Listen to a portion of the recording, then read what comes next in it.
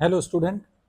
तो आज सीबीएसई का जो मॉडल पेपर सीबीएसई ने 12th का मॉडल पेपर जो लॉन्च किया है उसका हम लोग सेक्शन सी के सोल्यूशन करने चल रहे हैं बच्चों। तो हमारे प्रीवियस वीडियोस में आपने देखा कि section A and section B के हमने सोल्यूशन को डिटेल एनालिसिस करी। अब हम लोग सेक्शन सी के क्वेश्चन को वन बाय वन सॉल्व करते हैं। तो आप क्वेश्चन को देखिए। पहला क्वेश्चन है x की power y is equal to E की पावर x माइनस वाई दिया गया है, तो dy बाई डी एक्स मेरे को प्रूव करना है। तो देखिए x की power y is equal to, अगर e की पावर x माइनस वाई है बच्चों, तो इसको मैं लिख सकता हूं e की पावर x इंटू ई की पावर माइनस वाई। अब मैं दोनों साइड का अगर लॉग ले लूं तो y ln x is equal to x minus y के बराबर होगा। y को अगर हम लोग एक साइड ले आए बच्चों तो y ln x plus y is equal to x होगा। तो y की वैल्यू बच्चों x upon 1 plus ln x होगी, और इस 1 को मैं ln e भी लिख सकता हूं।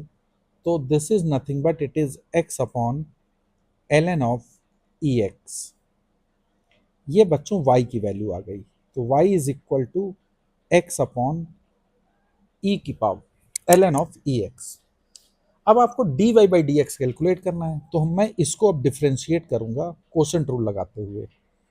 तो dy बाई डी एक्स क्या होगा बच्चों, denominator that is ln of E x, differentiation of numerator x का differentiation 1 minus numerator that is x, differentiation of denominator. तो ln ऑफ ई एक्स है चूंकि डिनोमिनेटर में, तो इसका डेरिवेटिव हो जाएगा 1 upon E x,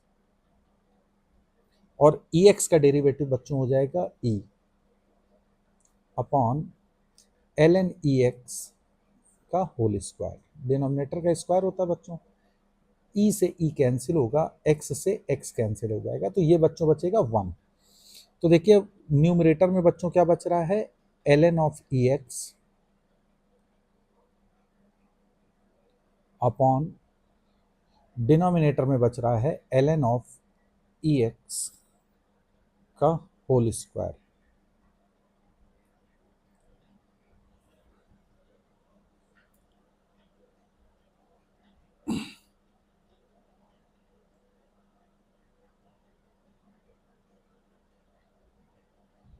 -1, I am sorry.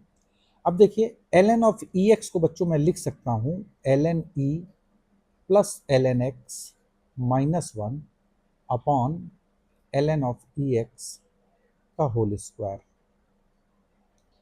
अब देखिए ln e को बच्चों, ln e क्या होगा बच्चों, ये 1 है, तो this 1 can be cancel out with this 1। तो dy बाई डी एक्स क्या हो जाएगा, तो dy बाई डी एक्स की वैल्यू होगी ln x upon ln of E x का होल स्क्वायर। और मेरे को यही प्रूव करना है कि प्रूव करिए dy by D x is equal to ln x upon ln of E x का होल स्क्वायर, हेंस प्रूव।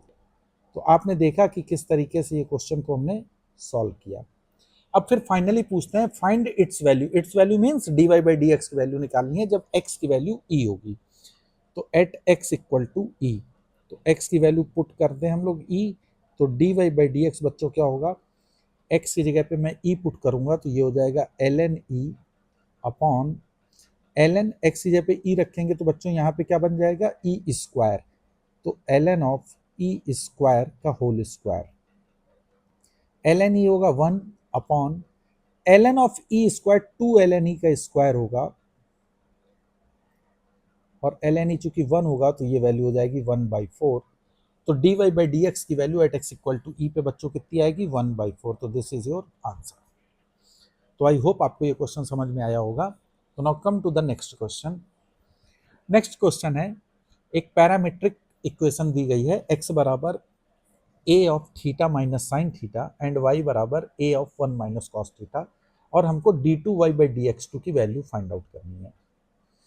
तो देखिए पैरामीट्रिक इक्वेशन में dy बाई डी एक्स हमेशा याद रखिए कि dy बाई डी एक्स होता है dy by d theta upon dx over d theta. अब y बराबर चूंकि आपको दिया है, y इज इक्वल टू है a of 1 minus cos theta. So बच्चों dy बाई डी थीटा क्या हो जाएगा यहाँ से, dy by d theta is nothing but it is a sine theta. Similarly x बराबर बच्चों क्या दिया गया है, x बराबर दिया गया है a of theta minus sine theta. So dx over d theta क्या हो जाएगा, dx over d theta is nothing but it is a times 1 minus cos theta. तो अगर अब ये वैल्यू को मैं पुट करता हूं तो देखिए dy बाई डी एक्स क्या होगा, dy by d theta is a sine theta upon a times 1 minus cos theta. a से a मैंने कैंसिल कर दिया, तो dy बाई डी एक्स बच्चों क्या आएगा, dy बाई डी एक्स की वैल्यू हो जाएगी sine theta upon 1 minus cos theta. Sine theta को लिख सकते हैं 2 sine theta by 2 cos theta by 2 upon 1 minus cos theta को लिख सकते हैं 2 साइन स्क्वायर थीटा बाई 2। तो ये 2 से 2 कैंसिल हो जाएगा, साइन थीटा बाई 2 से स्क्वायर कैंसिल हो जाएगा, तो ये बच्चों बन जाएगा कॉट थीटा बाई 2। तो ये मेरा आ गया dy बाई डी एक्स। तो dy by D x is cot theta by 2। अब मुझे निकालना है, ध्यान दीजिएगा बच्चों, d2y by D x two की वैल्यू निकालनी है। तो d2y by D x two ये वैल्यू बच्चों होगी d by D x of dy by D x. इसको बच्चों मैं लिख सकता हूं d by d theta of dy by D x into d theta by D x. Chain rule लगा देंगे और उसको मैं लिख सकता हूं d by d theta of dy by D x whole divided by D x over d theta. तो ये वैल्यू बच्चों किसकी होगी, ये वैल्यू होगी d2y by D x two की, d2y by D x two की। तो अब हमको ये वैल्यू कैलकुलेट करनी है, तो d2y by D x to बच्चों हो जाएगा d ऑफ डी थीटा, मतलब डिफ्रेंशिएट करना है थीटा के रिस्पेक्ट में किसको, dy बाई डी एक्स को, और dy बाई डी एक्स बच्चों मेरा कितना आया था, कॉट थीटा बाई 2। तो this is cot theta by 2 upon dx over d theta, और dx ओवर डी थीटा हमारा a of 1 minus cos theta था। तो this is a times 1 minus cos theta. अब कॉट थीटा बाई 2 का derivative क्या होता है, कॉस x का डेरिवेटिव होता है minus cosec square theta by 2, और थीटा बाई 2 का हो जाएगा 1/2 divided by a 1 minus cos theta को हम 2 साइन स्क्वायर थीटा बाई 2 लिख सकते हैं। तो this comes out to be minus 1/4a sine की पावर 4 थीटा बाई 2। तो ये dy by d2y by D x two की वैल्यू होगी माइनस 1/4a साइन की पावर 4 थीटा बाई 2। तो this is your answer.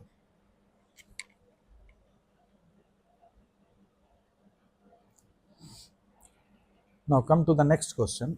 Next question में बच्चों दिया गया है a spherical ball of ice melts in such a way that the rate at which its volume decreases at any instant is directly proportional to its surface area।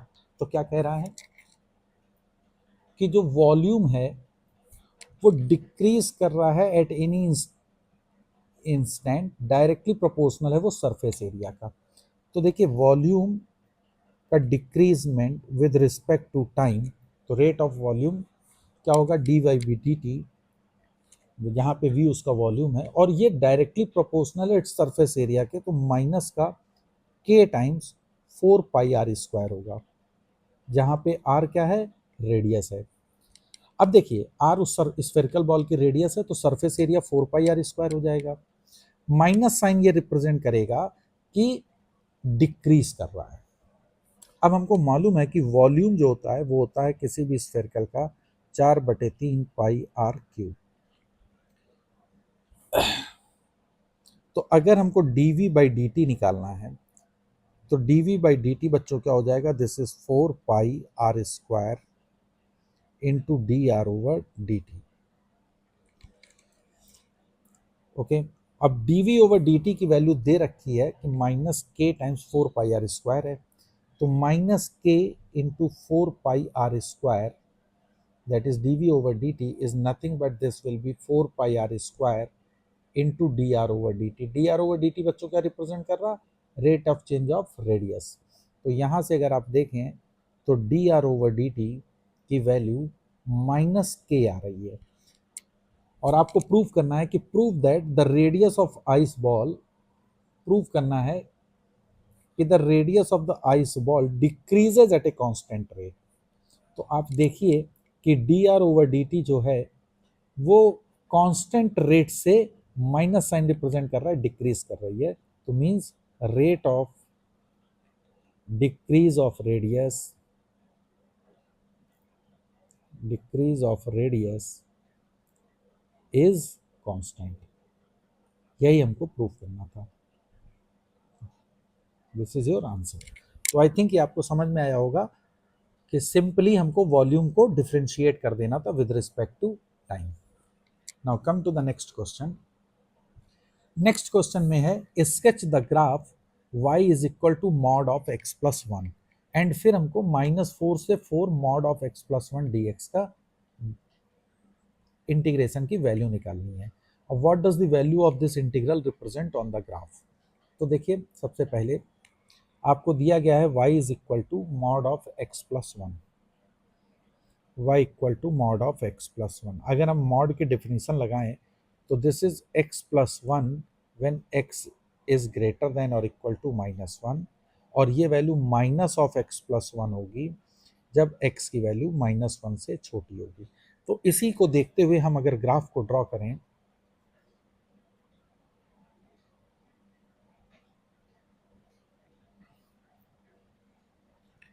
यहाँ कहीं बच्चों minus one है, this point is minus one.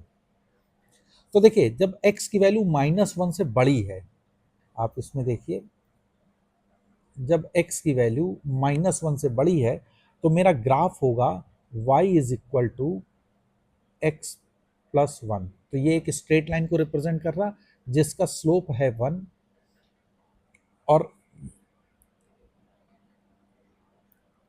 y axis पे one का intercept कर रहा। तो this is y equal to x plus one. और जब x की वैल्यू देखो बच्चों माइनस वन से छोटी होगी तो ये ग्राफ होगा y is equal to minus x minus one, यानी कि निगेटिव स्लोप के साथ होगा। तो this will something like this. तो ये ग्राफ होगा y is equal to minus x minus one. तो this is the graph of y is equal to mod of x plus one. अब हमको कैलकुलेट करना है integral I is equal to -4 to 2 mod of x plus one dx। तो इसको बच्चों हम लिख सकते हैं -4 to -1, क्योंकि ये mod of x plus one जो है बच्चों ये माइनस वन पे स्प्लिट हो रहा, तो हम इसको इंटीग्रल को दो पार्ट में स्प्लिट करेंगे। This is mod of x plus one dx plus integral -1 to 2 mod of x plus one dx। अब देखिए -4 से -1, -4 से -1 यानी x की वैल्यू -1 से छोटी है, तो मॉड x प्लस वन मेरा minus of x minus of one हो जाएगा। तो ये इंटीग्रल होगा -4 to -1 minus x minus one dx, plus जब इंटीग्रल -1 से बड़ा होगा तो मॉड x प्लस वन मेरा x प्लस वन हो जाएगा। तो this is x plus one dx। तो i की वैल्यू हो जाएगी, अब मैं इसको इंटीग्रेट कर दूंगा तो this is minus of x square upon two minus x from -4 to -1 plus x square upon two plus x, और ये वैल्यू होगी -1 to 2। अब इस वैल्यू को बच्चों कैलकुलेट करेंगे अगर हम, तो i is equal to x की जगह पहले -1 रखेंगे, तो माइनस, सारी जगह पे -1 पुट कर रहा हूँ, तो -1 का square upon 2 minus of -1 minus, अब मैं x की जगह पे -4 पुट कर रहा हूँ, तो माइनस ऑफ -4 का square upon 2 minus of -4। Similarly इस पे करेंगे, दैट इज x की जगह पे 2 रखेंगे, तो 2 का square that is 4 upon 2 plus 2 minus -1 का स्क्वायर इज 1 अपॉन 2 -1। तो अब ये वैल्यू को अगर हम कैलकुलेट करिए, तो देखिए मैं यहाँ पे ऊपर कैलकुलेट करना हूँ, तो दिस आई विल बिकम, आई की वैल्यू हो जाएगी बच्चों -1/2 प्लस 1 -1/2 प्लस 1 माइनस, और ये हो जाएगी -4 का स्क्वायर बच्चों, -4 का स्क्वायर हो जाएगा 16, this is 16/2 is -8, that is -8, और ये minus minus plus 4 plus 4/2 is 2 plus 2 that is 4, और 4 प्लस ये माइनस माइनस मिलके प्लस हो जाएगा, तो 4 प्लस 1 दैट इज 5 माइनस 1/2, तो दैट इज 5 माइनस 1/2। तो आई इंटीग्रल की एग्जैक्ट वैल्यू आ जाएगी। देखिए अब यहाँ पे -8 plus 4, this is -4 minus minus plus 4, तो this 4 plus 1 that is 5 plus 5 that is 10 minus 1/2, ये वाला बच्चों, और ये -1/2 दोनों मिलके -1 हो जाएंगे, तो दिस इज 9, तो value of the integral is nothing but it is 9, तो 9 विल बी योर आंसर। तो आई होप आपको ये कैलकुलेशन समझ में आ गई होगी। अब कहता है कि what does this value of the integral represents, तो value of the integral basically represents the area of the triangle. मान लीजिए अब ये यहाँ पे कहीं -4 है और इस जगह पे 2 है, तो अगर मैं दो vertical line x equal to -4 and x equal to -2 को ड्रा करूं, तो ये पोर्शन जो है एरिया, दिस वन जो मैं शेडेड कर रहा हूं, ये वैल्यू है गिवन इंटीग्रल की। तो आप देखिए अगर इन दोनों एरिया का सम निकालिए, तो इनका सम आ जाएगा बच्चों, एरिया इज नथिंग बट, पहले वाले का एरिया अगर मैं निकालता हूं तो ये लेंथ कितनी होगी 3 यूनिट की, और ये वर्टिकल हाइट, अगर x की वैल्यू मैं इसमें -4 रखूं, तो y की वैल्यू कितनी बनेगी बच्चों, -4 minus minus plus 4 -1 that is 3, तो ये वैल्यू हो जाएगी हाफ इंटू 3 प्लस, अगर मैं ये हाइट देख वर्टिकल लेंथ देखूं, तो ये बच्चों है 3 यूनिट लेंथ, और जब x की वैल्यू 2 रखेंगे तो ये भी 3 होगी y की वैल्यू, तो ये हो जाएगी half into base into height is again 3, that is 9/2 plus 9/2 which comes out to be 9, जो कि मैं ऑलरेडी निकाल चुका था, i इज इक्वल टू 9। तो दिस रिप्रेजेंट्स, तो आपसे क्वेश्चन में पूछा गया था what does the value of this integral represents, तो the value of this integral represents the area of the portion, जिसकी वैल्यू आपने देखा 9 ही आई है। तो आई होप ये क्वेश्चन आपको समझ में आया होगा। तो now come to the next question. Next question कहता है कि using the integration find the area of the region. Area क्या क्या आपको दिया गया है, x square -4y is less than और इक्वल टू 0। तो अब देखो बच्चों, और दूसरा रीजन दिया गया है y minus x less than equal to 0। तो ऐसे जब भी आपको रीजन कैलकुलेट करने पड़ते हैं जिसमें लेस देन और ग्रेटर देन के साइन लगे हों, मीन्स इनइक्वालिटी हो, तो ऐसे क्वेश्चन को करने के लिए सबसे पहले आप इक्वालिटी पे ग्राफ बनाइए। तो पहले ये एक ग्राफ है x square is equal to 4y का, और ये ग्राफ है y is equal to x का। तो ये दोनों लाइन हम ड्रॉ करेंगे, दोनों ग्राफ को मैं बनाता हूँ। पहले है y इक्वल टू एक्स, तो y इक्वल टू एक्स की लाइन तो सिंपल एक स्ट्रेट लाइन हो जाएगी, this is the y equal to x, और है x square is equal to 4y, तो x square is equal to 4y फिर समथिंग लाइक दिस। तो ये ग्राफ है x square is equal to 4y, और ये कहाँ पे दोनों एक दूसरे को इंटरसेक्ट करेंगे बच्चों, जहाँ पे अगर हम लोग इसमें y की वैल्यू पुट कर दें तो x square is equal to 4 और y की जगह पे x रख दें तो 4x, तो x की वैल्यू 0 एंड 4 पे ये दो वैल्यू पे इक्वल होंगी, तो ये x इक्वल टू 4,0 होगा और ये पॉइंट 4,4 हो जाएगा और ये पॉइंट है 0,0। तो ये आपका ग्राफ हो गया। अब हमको रीजन फाइंड आउट करना है। तो देखिए सबसे पहले आपको रीजन निकालना है y लेस देन और इक्वल टू x। तो y लेस देन और इक्वल टू x में आप देखिए रीजन कौन सा है। अब देखिए ये ओरिजिन को अगर हम वैल्यू पुट करेंगे तो ये तो नहीं होगा, लेकिन हम एक कोई भी कॉमन अगर वैल्यू लें, जैसे सपोज कर लीजिए कि मैं वैल्यू लेता हूं 3, x की वैल्यू 3 और y की वैल्यू 1, तो ऑब्वियसली 3,1 वो कहीं यहां लाई करेगा। तो अगर आप चेक करिए तो 3,1 ये पॉइंट है, 3,1 रेंडमली कोई भी पॉइंट बच्चों आप ले सकते हो 3,1।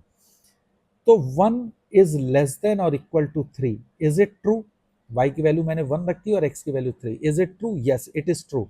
तो लाइन के रिस्पेक्ट में जो पोर्शन है 3,1 का जो ओरिएंटेशन होगा मींस वो इस साइड पे है, तो यही एक्चुअल में y less than equal to x के रीजन को रिप्रेजेंट कर रहा होगा। Similarly x square less than और इक्वल टू 4y, तो अब हम लोग एक्स स्क्वायर लेस देन और इक्वल टू 4y के लिए सपोज कर लीजिए 3,1 को ही मैं ले ले रहा हूं। तो 3,1 हम x square is equal to 4y पे पुट कर दें तो x की वैल्यू 3 रखते हैं तो 9 माइनस y की जगह पे 4 रखें 4 इज लेस देन और equal to 0, means 5 less than और इक्वल टू 0। क्या ये ट्रू है? तो ये 5 इज लेस देन और इक्वल टू 0 ट्रू नहीं है, मतलब x square is equal to 4y के रिस्पेक्ट में जो 3,1 का ओरिएंटेशन है उसके अपोजिट। तो अगर आप फिगर से देखें तो वो रीजन ऐसे जाएगा। तो अगर इन दोनों रीजन को मैं कंबाइंड करता हूं तो जो ये शेडेड पोर्शन है ये मेरा रिक्वायर्ड एरिया होगा। तो आपसे पूछा गया है using the integration find the area of the region, तो जो शेडेड पोर्शन है that will be the area. तो एरिया का वैल्यू क्या हो जाएगी बच्चों? It is nothing but integration 0 to 4, क्योंकि x की वैल्यू 0 से 4 जा रही है। अपर पे कौन सा ग्राफ है? अपर पे ग्राफ है x, तो this is y equal to x, तो x माइनस लोअर पे कौन सा ग्राफ है? X square equal to 4y, तो y यहां से आ जाएगा बच्चों x square upon 4 dx, this will be the required area. तो ये हो जाएगा बच्चों x square upon 2 minus x cube upon 12 and area from 0 to 4। तो वैल्यू पुट कर दीजिए, 4 का square that is 16 upon 2 minus 4 का क्यूब दैट इज 64 अपॉन 12। तो इसकी वैल्यू हो जाएगी बच्चों, अगर हम 12 एलसीएम ले लेते हैं तो 96 minus 64 that is 96 minus 64 is 32 upon 12 that is 8 upon 3। तो 8 upon 3 square unit will be the required answer for this question. तो आपसे पूछा गया था कि find the area of the region, तो area of the region is 8 upon 3 square unit. Now come to the next question. Next question है कि find the distance of the point 2 comma minus 1 comma 3 from the line, और एक line की आपको ये बच्चों equation दे रखी है और पॉइंट की डिस्टेंस निकालनी है, लेकिन वो मेजर्ड हो रही है पैरेलल टू जेड एक्सिस। मतलब क्या है कि आपको फिगर में क्या दिया गया है, ये एक लाइन की इक्वेशन है। Let this line equation is r is equal to 2i minus j plus 2k plus mu times 3i plus 6j plus 2k। इसको बच्चों मैं लिख सकता हूँ 2 plus 3 mu times of i plus 6 mu minus 1 times of j plus 2 plus 2 mu times of k। ये एक मेरा are कोई लाइन की इक्वेशन दी गई है। अब हमको एक यहाँ पे पॉइंट बच्चों दिया गया है, मान लेते हैं ये पॉइंट पी है और उसके कोऑर्डिनेट हैं 2, -1, 3। अब हमको इस पॉइंट पी की इस लाइन से डिस्टेंस मेजर करनी है, लेकिन पैरेलल टू जेड एक्सिस है। तो सपोज कर लेते हैं ये जेड एक्सिस है। अगर ये लाइन जेड एक्सिस है तो इसके, ये जेड एक्सिस है सपोज करो, तो इसके डी आर से बच्चों क्या होंगे 0, 0, 1। तो इसके पैरेलल अगर हमको कोई भी लाइन ड्रॉ करनी होगी तो वो कुछ ऐसे जा रही होगी, और वो मान लो गिवन लाइन को एम पे कट करती है। तो मुझे पी एम लेंथ कैलकुलेट करनी है। ओके, तो अब आप देखिए पीएम की इक्वेशन क्या होगी। पीएम इक्वेशन, पीएम की इक्वेशन क्या हो जाएगी बच्चों, x-2 upon 0 is equal to y+1 upon 0 is equal to z-3 upon 1। ये लाइन पीएम की इक्वेशन होगी। इसको बराबर मैं लेमडा ले लूँ अगर, तो कोई भी जनरल कोऑर्डिनेट इस लाइन पे होंगे तो उसके कोऑर्डिनेट हो जाएंगे x is equal to 2, y equal to -1 and z is equal to lambda plus 3। तो पॉइंट m के कोऑर्डिनेट जो होंगे वो हो गए बच्चों 2, -1 एंड लेमडा प्लस 3। ये पॉइंट m के कोऑर्डिनेट आ गए। अब ये m पॉइंट जो है ना बच्चों, ये इस लाइन पे भी लाई कर रहा है। तो अगर इस लाइन पे लाई करेगा तो r को ये सेटिस्फाई करेगा। तो ये m के रिस्पेक्ट में r के लिए अगर हम लिखें तो ये हो जाएगा 2i minus j plus lambda plus 3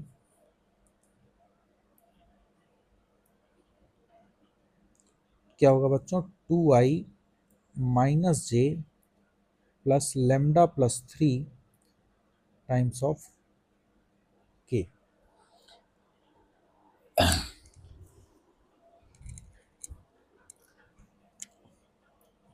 तो अब आप देखिए, अगर ये r को रिप्रेजेंट कर रहा है ये वेक्टर, क्योंकि m जो होगा वो r लाइन पे भी लाई कर रहा है, तो इसके i j r के जो i j के कोऑर्डिनेट कोफिशिएंट हैं वो 2i minus j plus lambda plus 3 के इक्वल होंगे। तो 2 प्लस 3 म्यू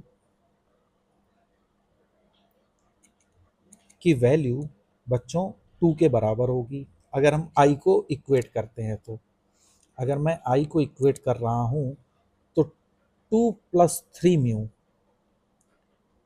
की वैल्यू 2 होगी। यहाँ से म्यू की वैल्यू बच्चों देखिए क्या आएगी, 0। अब अगर आप j को इक्वेट करिए तो दैट इज 6 म्यू माइनस 1, और यहाँ पे j के वैल्यू बच्चों क्या है, -1। तो आप देखिए ऑटोमेटिकली म्यू की वैल्यू 0 आ रही, जो कि हम ऑलरेडी निकाल चुके हैं। अब 2 प्लस 2 म्यू, के कोफिशिएंट को अगर इक्वेट करोगे तो बच्चों क्या आएगा, 2 plus 2 mu, this 2 plus 2 mu lambda plus 3 के बराबर होगा। तो दैट इज लेमडा प्लस 3, और चूंकि म्यू की वैल्यू 0 है तो यहाँ से आपको लेमडा की वैल्यू आ जाएगी 2 माइनस 3, दैट इज -1। तो लेमडा की वैल्यू आ गई -1। तो पॉइंट m के कोऑर्डिनेट बच्चों देखो क्या आ जाएंगे, पॉइंट m के कोऑर्डिनेट आ जाएंगे 2, -1, लेमडा प्लस 3। लेमडा प्लस 3 अगर आप करोगे तो वैल्यू कितनी है, 2। तो 2, -1, 2। तो अब हमको पी एम की लेंथ निकालनी है, और पी के कोऑर्डिनेट आपको ऑलरेडी गिवन है, दैट इज 2, -1, 2, -1, 3, 2, -1, 3। तो पी एम बच्चों क्या आ जाएगा, पी एम लेंथ आ जाएगी अंडर रूट 2 माइनस 2 का स्क्वायर दैट इज 0, प्लस -1, -1 का square that is 0, plus 3 minus 2 that is 1 का स्क्वायर। तो आंसर विल बी 1 यूनिट। तो आपका आंसर होगा 1 यूनिट। तो पूछा गया था क्वेश्चन कि find the distance of the given point from the given line when measured parallel to z axis. तो दैट डिस्टेंस इज 1 यूनिट। तो आई होप आपको ये समझ में आया होगा कि जेड एक्सिस के पैरेलल चूंकि हमको मेजर करना था, तो हमको उस पॉइंट से जेड एक्सिस के पैरेलल लाइन की इक्वेशन निकाल के दोनों के पॉइंट ऑफ इंटरसेक्शन को कैलकुलेट करना था basically. Now come to the next question. Next question है solve graphically maximize z equal to 2x plus y subjected to condition दी गई हैं। तो बेसिकली लीनियर प्रोग्रामिंग की प्रॉब्लम है। तो पहले तो हम लोग इसका ग्राफ बना लेते हैं और उसके बाद इसको सॉल्व करते हैं। तो ग्राफ में आपको 3 कंस्ट्रेंट दिए गए हैं। पहला कंस्ट्रेंट है x plus y less than और इक्वल टू 1200। दूसरा है x plus y is greater than और इक्वल टू 600।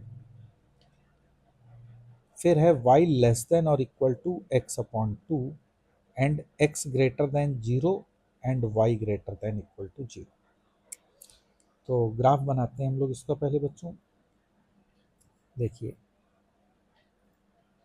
क्योंकि x और y दोनों पॉजिटिव ही रहेंगे, सबसे पहले x plus y less than और इक्वल टू 1200।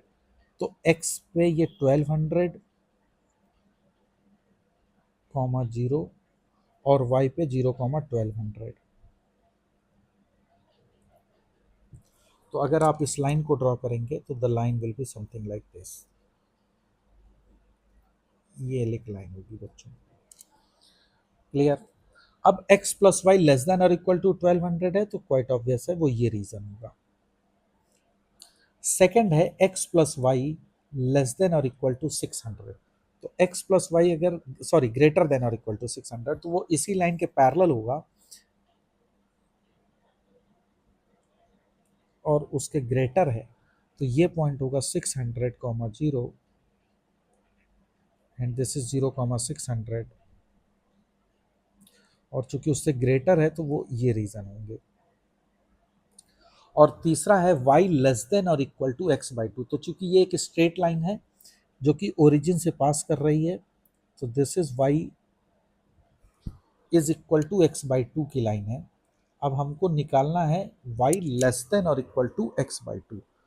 तो 0 कॉमा 1200 हमको मालूम है कि उसकी position with respect to y क्या है। तो अब इसमें मैं 0 कॉमा बच्चों 1200 पुट कर रहा हूँ। तो 0 इज लेस देन और इक्वल टू 1200 अपॉन 2।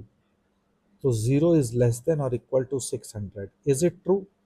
तो चूंकि ये स्टेटमेंट ट्रू है तो with respect to y equal to x by 2 0,200 जो होगा वही region y less than equal to x by 2 को रिप्रेजेंट कर रहा होगा, मतलब दिस रीजन। आई होप आपको समझ में आया होगा ये। तो अगर अब हम चारों का रीजन देखें तो हमको ये शेडेड पोर्शन जो है वो मेरा रीजन है। अगर इन शेडेड पोर्शंस पे देखते हैं तो हमारे पास 4 कॉर्नर पॉइंट हैं। Let these corner points are A, B, C and D, जिसमें C और D के कोऑर्डिनेट हमको मालूम है। अब हमको A एंड B के कोऑर्डिनेट चाहिए। तो देखिए B मेरा जो कोऑर्डिनेट है वो x plus y equal to 1200 for B। y equal to line क्या है x बाई 2 और दूसरी इक्वेशन क्या है x plus y equal to 1200। तो अगर इसमें y की जगह पे मैं x बाई 2 पुट कर दूं तो 3/2x इज इक्वल टू 1200। तो यहाँ से x की वैल्यू 800 आ जाएगी बच्चों। तो पॉइंट B के कोऑर्डिनेट आ जाएंगे x की वैल्यू 800 तो y की वैल्यू 400। तो पॉइंट B के कोऑर्डिनेट आ गए 800 एंड 400। अब फॉर पॉइंट A, तो पॉइंट A मेरा कैसे आ रहा है y equal to x by 2 and x plus y equal to 600। तो y की जगह पे फिर x बाई 2 पुट कर दो तो x plus x by 2 is to 600।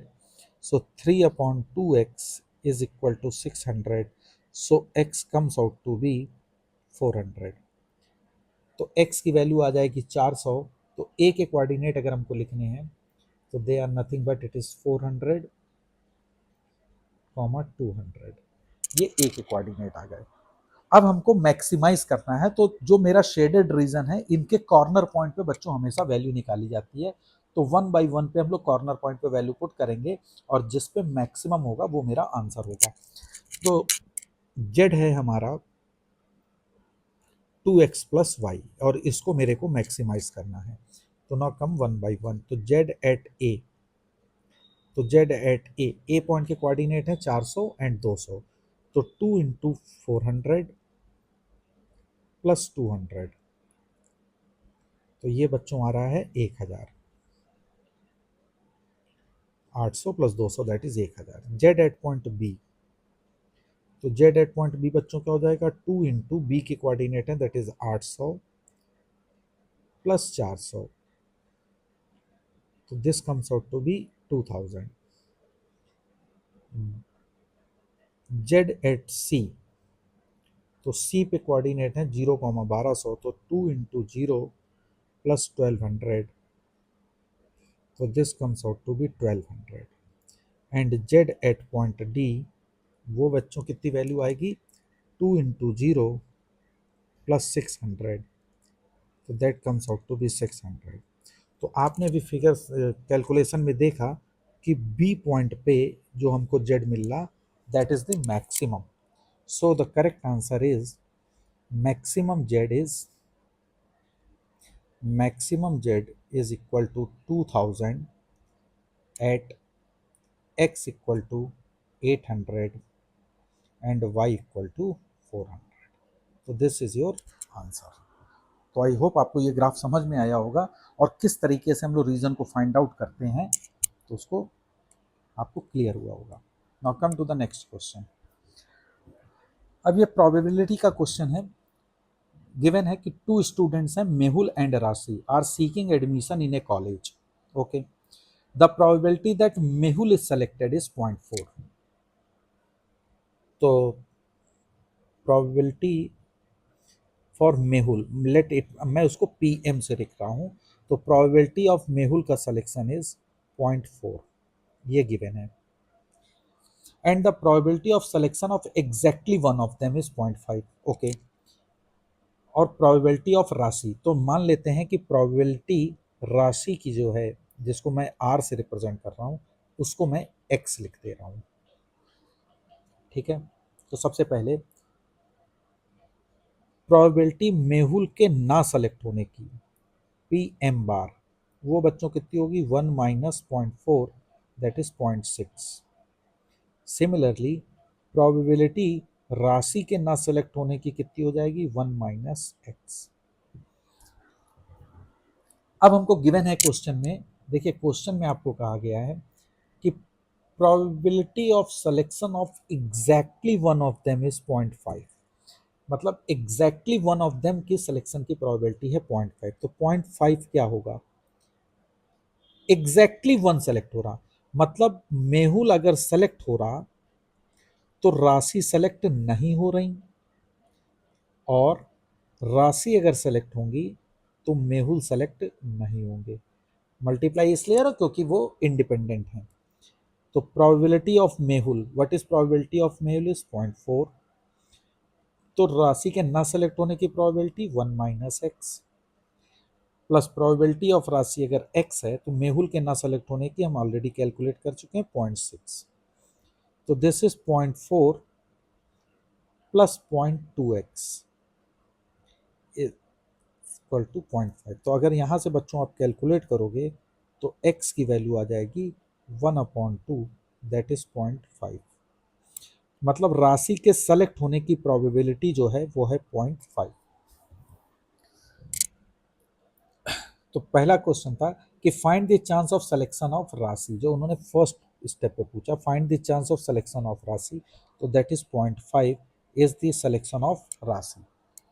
Second है also find the probability of selection of at least one of them. तो एटलीस्ट वन ऑफ देम का क्या मतलब होगा कि प्रोबेबिलिटी मेहुल यूनियन राशि आपसे पूछ रहा है। यूनियन हमेशा बच्चों ये रिप्रेजेंट करता है एटलीस्ट वन। ये किसके बराबर होगा, ये होगा प्रोबेबिलिटी मेहुल प्लस प्रोबेबिलिटी राशि माइनस प्रोबेबिलिटी मेहुल इंटरसेक्शन राशि। अब देखिए प्रोबेबिलिटी ऑफ मेहुल आपको मालूम है that is 0.4 plus probability of राशि दैट इज 0.5 हम ऑलरेडी कैलकुलेट कर चुके हैं, माइनस अब चूंकि दोनों इंडिपेंडेंट हैं तो दोनों का इंटरसेक्शन उनके प्रोडक्ट के बराबर हो जाएगा, तो 0.4 इंटू 0.5, तो this is 0.9 minus 0.2 that comes out to be 0.7। तो ये हो जाएगी required probability of at least one की। तो वो पूछ रहा है कि find the probability of selection of at least one of them, तो दैट प्रोबेबिलिटी इज 0.7। तो सेक्शन सी के होप आपको ये सारे क्वेश्चंस का सलूशन समझ में आया होगा। अगर किसी भी क्वेश्चन में कोई भी डाउट हो तो आप मेरे को कमेंट बॉक्स में कमेंट करिएगा, तो मैं उसको फिर से आपको समझाने की कोशिश करूंगा। नेक्स्ट वीडियो में हम लोग सेक्शन डी के क्वेश्चंस को सॉल्व करेंगे।